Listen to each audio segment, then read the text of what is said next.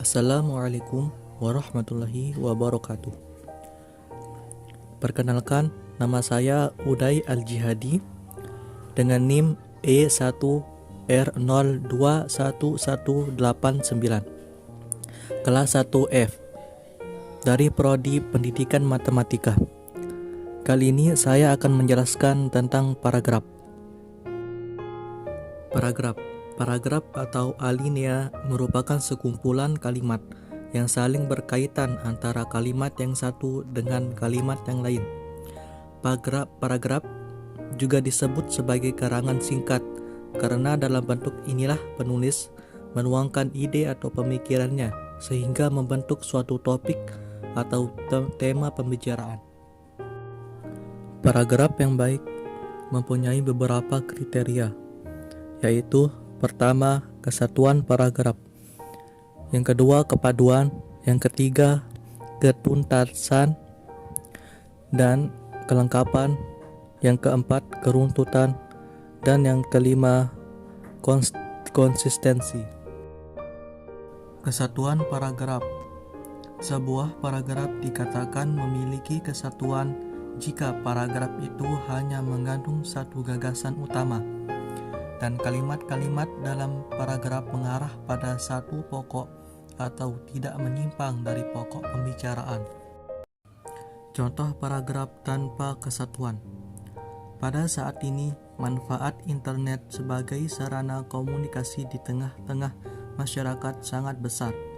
Internet dipandang sebagai sarana yang tidak dapat diabaikan dalam kehidupan sehari-hari. Penulisan karya ilmiah ini bertujuan untuk mengetahui peran, manfaat, dan dampak negatif internet bagi masyarakat. Selain itu, tujuan penulisan karya ilmiah ini adalah untuk mengetahui dan mendalami fasilitas dan perkembangan internet. Kepaduan paragraf. Sebuah paragraf dikatakan memiliki kepaduan jika terdapat keserasian hubungan antara kalimat dalam paragraf. Paragraf dikatakan padu jika dibangun dengan kalimat-kalimat yang berhubungan logis. A. Kata transisi. Transisi dipakai untuk menghubungkan dari kalimat sebelumnya dengan kalimat sesudahnya. Contohnya dan, lalu, bahkan, atau kemudian. Ada juga konjungsi dalam bentuk urutan waktu seperti dahulu, kemarin, kini, setelah, sesudah, dan sebagainya. B. Referensi. Referensi menekankan hubungan antara kalimat dan objeknya. Contoh pertama, mereka belum makan. Contoh kedua, Adi sedang mengambil itu. Pada dua contoh di atas, mereka, Adi, dan itu merupakan tiga kata yang mengacu pada objek di luar teks. Terang saja, kita tidak mengenal siapa itu mereka dan Adi. Kita pun tidak mengetahui sesuatu yang Adi ambil. Substitusi. Substitusi umumnya digunakan untuk menghindari repetisi. Contoh kata dan frasa yang mewakili substitusi adalah ini, itu, demikian, tersebut, di atas, di bawah, berikut, dan lain-lain. D. Elipsis. Seringkali disebut juga pelesapan, yakni penghilangan kata-kata yang dapat dimunculkan kembali dalam suatu permasalahan. E. Sinonim. Sinonim adalah hubungan semantik yang menyatakan adanya kesamaan makna antara satu kata dengan kata lainnya. Relasi sinonim ini bersifat dua arah. Hubungannya, jika suatu kata saling bersinonim, maka dapat dipastikan kata tersebut memiliki kesamaan makna. F. Sinonim. Sinonim adalah hubungan semantik antara dua buah satuan ujaran yang maknanya menyatakan kebalikan, pertentangan, dan kontras antara yang satu dengan yang lainnya. Lebih sederhana, antonim adalah suatu kata yang berlawanan makna dengan kata yang lain. Antonim juga disebut dengan lawan kata. G. Hiponim. Hiponim atau kata khusus adalah sebuah kata atau frasa yang gugus semantiknya atau artinya tercakup di dalam kata lain, yaitu hipernimnya atau kata umumnya. Dengan kata lain, suatu hiponim merupakan jenis dari suatu hipernim. H. Kemeroniman. Kemudian yang ke I, repetisi. Repetisi adalah perulangan bunyi suatu kata atau bagian lain dari kalimat yang dianggap penting untuk memberi tekanan dalam sebuah konteks yang sesuai. Repetisi merupakan bagian dari majas penegasan dan kerap digunakan sebagai sarana retorika. Kelengkapan dan ketuntasan.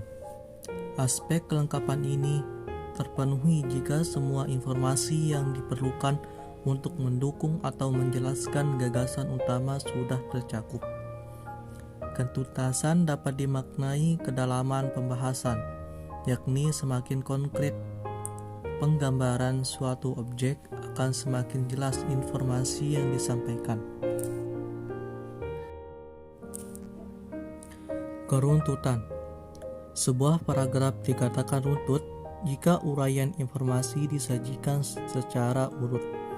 Tidak ada informasi yang melompat-lompat sehingga pembaca lebih mudah mengikuti jalan pemikiran penulis.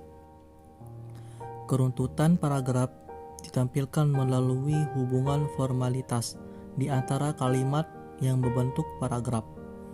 Hubungan formalitas tersebut menunjukkan pola urutan penyajian informasi. Gagasan demi gagasan disajikan secara runtut bagaikan air mengalir tidak pernah putus. Konsistensi. Konsistensi adalah cara penulis menempatkan diri dalam karangannya. Dalam cerita pengarang, sering menggunakan sudut pandang kata aku, seolah-olah menceritakan dirinya sendiri.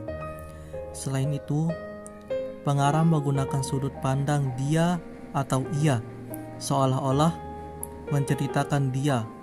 Dalam karangan ilmiah, pengarang menggunakan penulis. Sekali menggunakan sudut pandang tersebut harus konsisten dari awal hingga akhir cerita.